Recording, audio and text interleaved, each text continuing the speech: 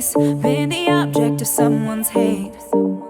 Hello mga momshi! Welcome back to my mini vlog. So for today's video nga po ay ito, may pasurpresa pa tong aking mga anak. At syempre tuwang-tuwa ang mami at hindi ko naman talaga ine-expect na mayroong ganitong sorpresa. Dahil Mother's Day daw ay ayan, nakakatuwa naman to si Kuya AC. Sobrang effort naman talaga.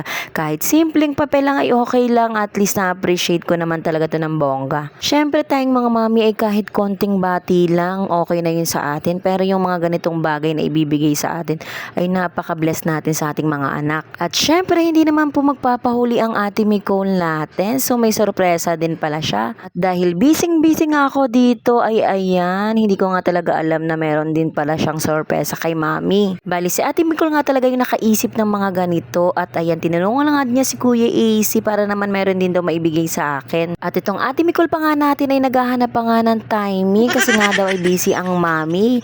Sige, kulikot pa kasi ng cellphone. Ayan na, may sorpresa na nga sa yung anak mo, ayaw pa? At ang tagal-tagal pa nga ni Nicole akong masurpresa kasi nga po ayan, nakikimarites din nga po siya.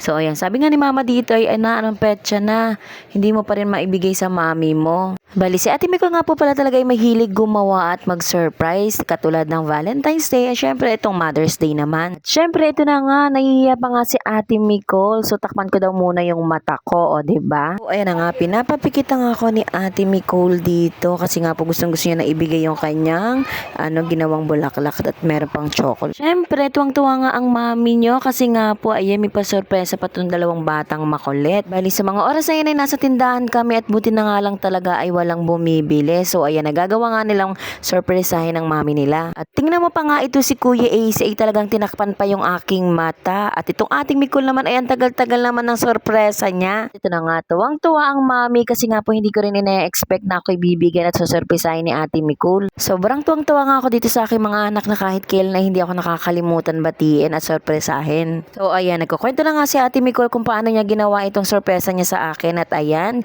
kinis-kiss pa nga ako nitong dalawa. O diba, tuwang-tuwa ang mami nyo. Sobrang love na love ako ng mga batang ide. Kaya kayong mga mami ay wag na wag niyang babaliwalin lahat ng effort at sorpresa na ginagawa sa inyo ng inyong mga anak. Kaya lubos ako nagpapasalamat dahil may mga ganito akong anak na kahit sobrang kulit ay ayan, mapagmahal sila sa kanilang magulang. So yun lang po ng mga mamshi. Salamat sa inyong panonood. Kung nagustuhan nyo aking video, please share and follow nyo na din po ako.